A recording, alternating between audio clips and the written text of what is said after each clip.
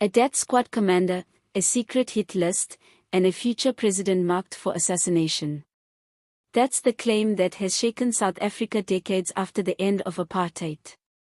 Because if it's true, it means one of the country's most powerful leaders, Cyril Ramaphosa, once stood in the direct crosshairs of a state-sanctioned killing machine. And the man making this claim isn't just anyone. It's Eugene de Kock, a figure once known as Prime Evil, a man who commanded one of the most feared units in South African history. But here's the real question: why is this coming out now, and what does it reveal about the truth South Africa still hasn't fully faced? Because the deeper you go into this story, the more unsettling it becomes. This isn't just about a hit list. It's about power, silence, and the ghost of a system that may never have fully disappeared. To understand why this revelation matters, you have to go back to one of the darkest chapters in South African history. The 1980s. Apartheid was under pressure like never before. Resistance movements were growing. International sanctions were tightening. And inside the country, voices demanding freedom were becoming impossible to ignore. Among those voices were four men who would later become symbols of both resistance and tragedy. Matthew Goniwe, Fort Calata, Sicelo Mhlauli, Sparrow Mkhonto. They became known as the Cradock Four. Community leaders, organizers, activists. Men who were not just challenging apartheid policies, but mobilizing entire communities against the system. And that made them dangerous, at least in the eyes of the state. Because behind the official structures of government, there existed something far more sinister. A covert network of operatives. Assassination units. Death squads. One of the most notorious among them was based at a farm outside Pretoria known as Vlakplaas. And leading that unit was Eugene de Kock. This is where things begin to take a darker turn.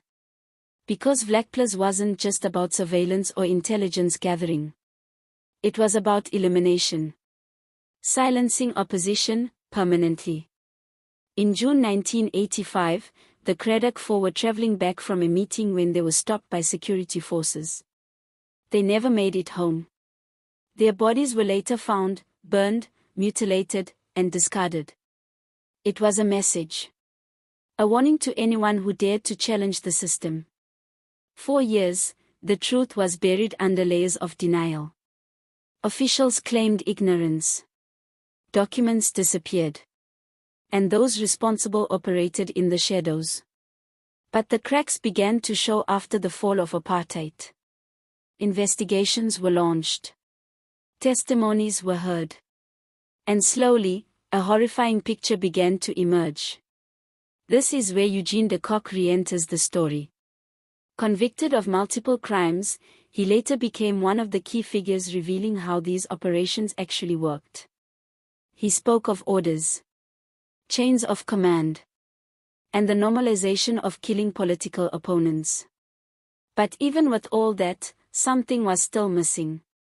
Because the full truth about who gave the orders and who was targeted never fully came out. Until now. Fast forward to the present. A courtroom in Gqeberha. A renewed inquest into the Cradock Four murders. Decades after the crime, the case is being reopened, not just to understand what happened, but to finally hold those responsible accountable. And then, something unexpected happens. Eugene de Kock takes the stand again. Bolder. Measured. But still carrying knowledge from one of the most secretive operations in South African history. What he says next changes everything. He reveals that at some point during his time in the security structures, he was given a list. A list of 33 individuals. All marked for assassination. And among those names was Cyril Ramaphosa. Let that sink in. The current president of South Africa, once listed as a target for elimination by the apartheid regime. But here's where things get even more complex. De Kock claims he refused. He says he questioned the order. He reportedly told his superiors that Ramaphosa was not a terrorist, that he was innocent, and that he would not carry out the hit. This is the part that raises serious questions. Because Eugene de Kock was not known for defiance. He was known for obedience. For executing orders, no matter how brutal. So what made this case different? Why draw the line here? And more importantly, who exactly gave that order? To understand the weight of that question, you have to understand who Cyril Ramaphosa was at the time. Not the president. Not a businessman. But a rising political figure. A trade union leader. A key voice in the struggle against apartheid. He played a major role in organizing mine workers. He stood at the intersection of labor power and political resistance. And that made him influential. But also dangerous, from the regime's perspective. Because influence can mobilize people. And mobilize people can challenge power. But here's where things get disturbing. If Ramaphosa was on that list, who else was? And what criteria were used to decide who lived, and who died? Was it influence? Connections? Or something far more arbitrary? As the testimony spread, reactions exploded across South Africa. Some people were shocked. Others were skeptical. And some saw it as confirmation of what they had always believed, that the apartheid state operated far more ruthlessly than many realize. But not everyone accepted de Kock's claims at face value. Some questioned his motives. Why now? Why reveal this decades later? Is it an attempt to rewrite history? To gain sympathy? Or to shift blame onto higher powers that can no longer defend themselves? Because here's the uncomfortable truth. Many of the individuals who might have authorized such a list are no longer alive. Which means the full chain of command may never be proven. And that leaves room for doubt. This is the part few people are talking about. The issue isn't just whether Ramaphosa was on a hit list. It's what that implies about the system itself. Because if a future president could be targeted, what does that say about everyone else? It suggests a system where elimination wasn't an exception. It was policy. And that raises another question. How many similar lists existed? How many names were crossed off, not because they were spared, but because they were killed? The story also brings back another haunting question from South Africa's past. The assassination of Chris Hani. A key figure in the struggle. A man whose death nearly pushed the country into chaos. Even today, debates continue about who truly benefited from his assassination. And now, with this new testimony, those old questions resurface. Was Hani also on such a list? Were there broader strategies at play? Or were these operations more fragmented, more chaotic than we understand? As public debate intensifies, the political implications become impossible to ignore. Because this isn't just history.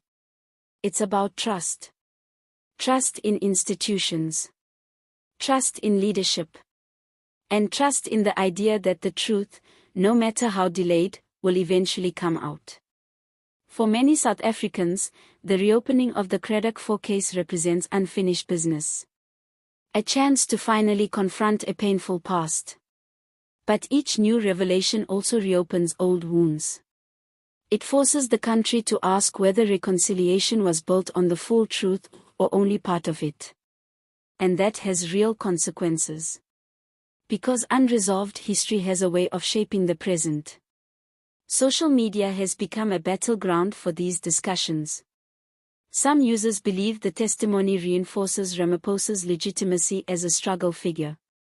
Others see it as a distraction. A narrative that raises more questions than answers. Some even suggest hidden motives, pointing to political or economic interests. And then there are those who dismiss the claim entirely. Arguing that if Ramaphosa was truly a target, things might have played out very differently. But here's the reality. In a system as secretive and complex as apartheid's security apparatus, not every order was carried out. Not every plan succeeded. And not every truth was recorded. What happens next is critical. The inquest into the Cradock Four is still ongoing. And testimonies like this could influence how responsibility is assigned. Could it lead to new prosecutions? Possibly. But legal challenges remain. Time has passed. Evidence has faded. Witnesses are limited. And yet, the importance of the process goes beyond the courtroom. Because even if justice is incomplete, the act of uncovering truth still matters. But here's the final, unsettling thought. If someone like Eugene de Kock is still revealing new information decades later, what else is still hidden? What other names, what other operations, what other decisions remain buried? Because history doesn't disappear. It waits. Sometimes for decades. Until something, or someone, brings it back into the light. And when it does, it forces a reckoning. Not just with the past, but with everything that past has shaped. So now the question turns to you. Do you believe this testimony changes how we understand South Africa's history? Or does it raise more doubts than clarity? And if the full truth is still out there, should it be pursued at any cost? Because one thing is certain. This story is far from over.